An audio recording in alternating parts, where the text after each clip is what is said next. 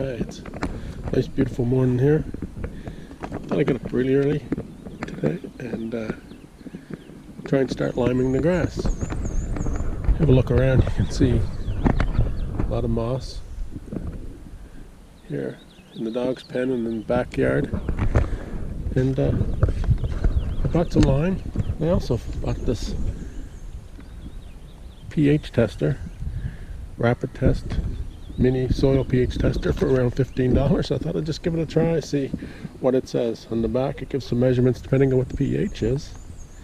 See how much lime you actually need. Let's see how it works. I just took a crowbar, made a hole as per specifications, about 4 inches deep. Going to mix some distilled water in the hole, make a nice slurry, and see what the pH is, how accurate it is, or gives me a little bit of a guideline. I'm sure it's not chemical lab specifications, but let's just see for the sake of $15. I can make as many tests as I want.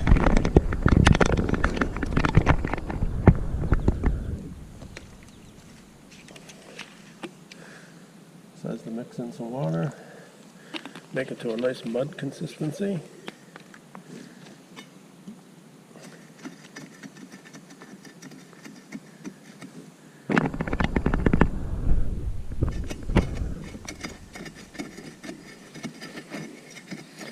Soil here is really gravelly. There's not much loam or clay, silt in it. It's not really the best for growing grass. Need a lot of organics. It's only about 5 years ago or so since we cleared the land. No, a little more than that, 7 years.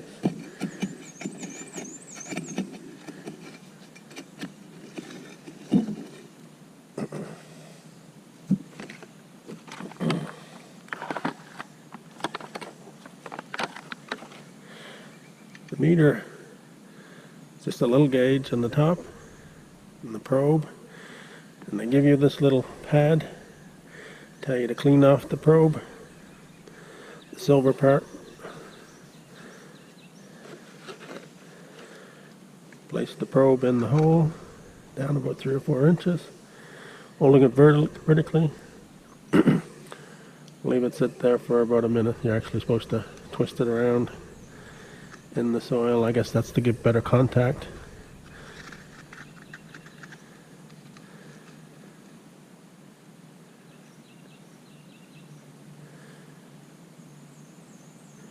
Based on what I'm seeing here, it's saying the pH meter is about 6. Ideally, lawn pH for grass should be between 6 and 7.5, so we're actually not too bad. We'll just have to, but I think we can do a little better. I think the main problem with why I've got moss and that is probably a lack of nutrients. I need some fertilizer. But fertilizer works better if it's the right pH. According to the directions on the back of my pH meter, it says for using dolomitic or calcic limestone, which I have, for every half pH unit that you want to raise, you need 2.5. For sandy, or I guess gravelly soil, which we have here, it's not really loamy or clay, we need 2.5 pounds of lime or limestone for every half pH unit we want to raise, and for every 1 pH you need 5. So we were around 6. We needed between 6 and 7.5. Going to try and raise it at least to 6.5, if not 7, just to make it a little better. So we're going to need at least 2.5 pounds of limestone per every 100 square feet. The backyard here is probably around 1,400 square feet. Made a mistake there.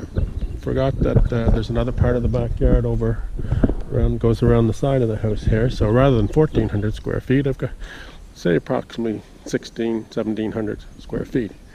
So for every 100 square feet, for this type of soil, I need about 2.5 pounds for every half pH. I had a pH reading of around 6, and it'd be nice to get it up between 6.5 to 7 to be more ideal.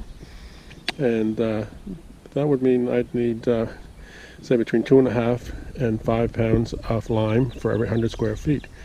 So if I say I got 1,600 square feet, that's divide that by 100 is 16 times, let's say, to get between 2.5 and 5, we say 3.5. That's going to give me roughly 50 pounds of lime I need just for the backyard here. I've got the whole front yard there, which is probably about an acre in front, or close to 3/4 of an acre. And I'll do that calculation later. But I'll just show you. You've got a pH reading for a sandy soil. I just give you directions for sandy, loamy, or clay soils. The closest that I would have would be the sand. It's a very coarse drainage area, gravelly.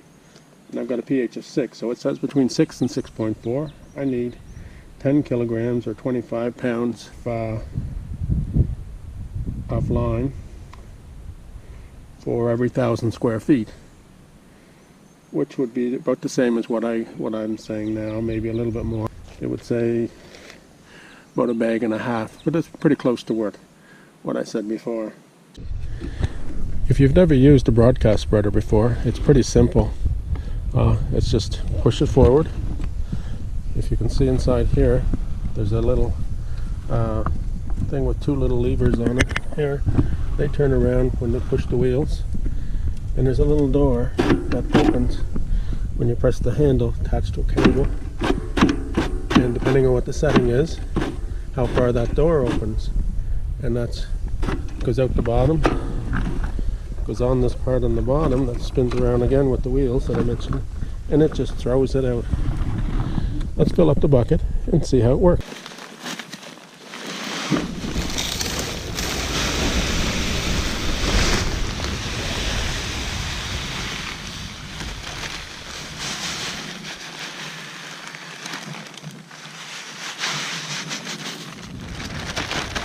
Got to remember to set the settings here at 6. I'm actually going to set a little between 6 and 7. If you remember, that's what I kind of recommended based on similar soil conditions to what I have. And let's show you how you go.